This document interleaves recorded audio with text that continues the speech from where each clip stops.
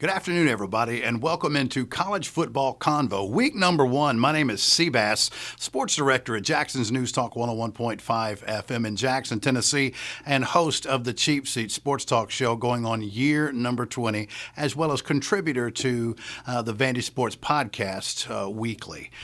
So what we're going to do is take a look at week number 1 of college football and a nice little slate of games coming up already. Matter of fact, today we've got 2 games for you. Central Arkansas and UAB. Got an opportunity to see Central Arkansas last week as they laced them up against the team that I played for, the Austin Peay State University Governors. What a game that was. The Bears came back inside the final minute of that game. It was a huge connection, about 30 yards on 3rd and 3 that set them up for the winning touchdown. They didn't wait to kick a field goal. They scored a touchdown. With about 30 seconds left to go, the Governors got all the way down to the 26-yard line, but were intercepted on the final play of the game.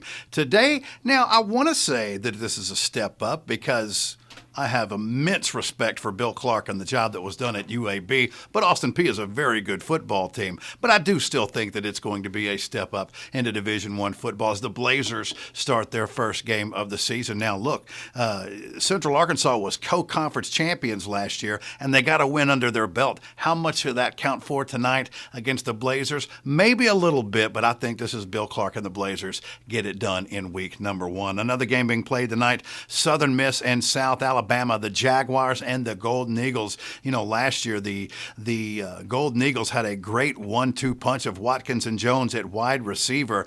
We'll see if they can make the difference in this game. It's a game that would mean a lot for both of these teams right out of the chute. I like Southern Miss. Last year was, I believe, 7-6 on the season. I like the Golden Eagles in tonight's matchup. Now, for this weekend, the slate of games is a very interesting one. Marshall and Eastern Kentucky. It's a jump up for the Colonels here.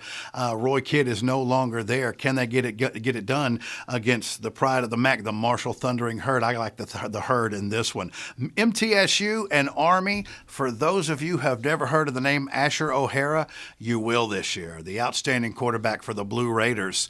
It seems like Rick Stockstill's been there for 45 years. I love Coach Stockstill, and I like this Raider football team, this Blue Raider football team. I think that Asher O'Hara, the combo quarterback who can absolutely beat you with his feet and beat you with his arm as well, is going to keep Middle Tennessee State in this game. But golly, Bill, Army's really turned things around last year. They won the Army-Navy game, and they have that program headed in the right direction. This could be one of the best games early on in the season. You know, having a daughter that is in the Navy, I want to say go Blue Raiders, but I think that this is, and as I said, this could be one of the best games on the docket. I'm going to lean a slight edge to Army right here, going with the Cadets. SMU and Texas State, the Bobcats hosting SMU, that's the case. Down in San Marcos, Texas, can SMU keep things going the last couple of years? They put up a lot of numbers offensively. This is a very winnable game for SMU and one that they certainly have to have out of the chute. But the Bobcats are going to be ready. They're going to try to make a statement there in San Marcos, but I don't think they have quite enough in the tank. Next up, we've got Houston Baptist. Boy, stepping up. You know, I'm from Houston. I've got a lot of friends that attended Houston Baptist. Now, they're stepping up in North Texas. You know, the Mean Green, it was a couple of years ago, the Mean Green defensively were probably the worst unit in America, but they've gotten much better over the last couple of years. And frankly, North Texas was a pretty darn good football team last year, and I expect that to be the case this year for the Mean Green, the pride of Denton. I like Houston Baptist. The Huskies are making that step up. I don't think they're quite ready to win a game against North Texas, but we'll see what happens there. Arkansas State and the University of Memphis. Boy, Coach Ryan Silverfield, you know, he's the latest. He's the newest head coach, took over after at the end of last year. Had a chance to interview Coach Silverfield. Very impressive. Getting Brady White back was huge for this team. He's going to play a huge role for the Tigers this season, but they were just dealt a tough blow the other day with Kenneth Gainwell opting out for the 2020 season to get prepared for the NFL draft in 21. And that's going to hurt because they've had such a great run. They've had, 4 running backs drafted, including the latest Antonio Gibson in the last couple of years. And Kenneth Gainwell will be that guy.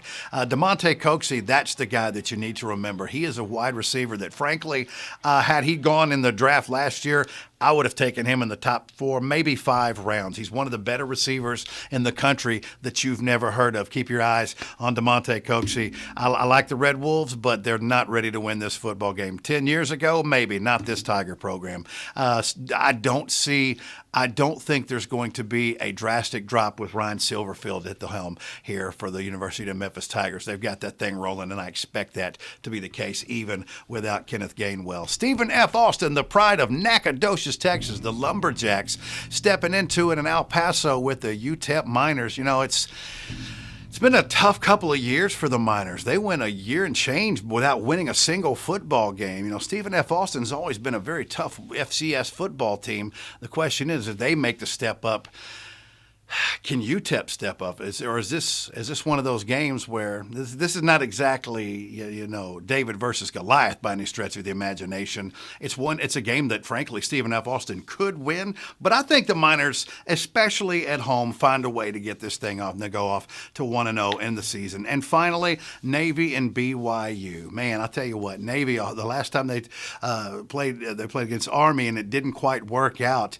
but I think that had a little bit more to do. The Navy team was certainly down a little bit, but I think that had a little bit more to do with Army than anything else. BYU, not sure. I don't know what BYU has coming back this year. Hadn't had a chance to really check on my BYU Cougar stuff yet, but looking forward to that game. That's going to be on Monday, September the 7th, and so it's going to be marqueed all by itself right there. The Cougars and the Midshipmen going to get it on, and that rounds out week number 1, College Football Convo. By the way, you can find that at y'all.com and the Facebook page of WNWS-FM in Jackson. Go to that Facebook page, and you'll find this video as well at y'all.com.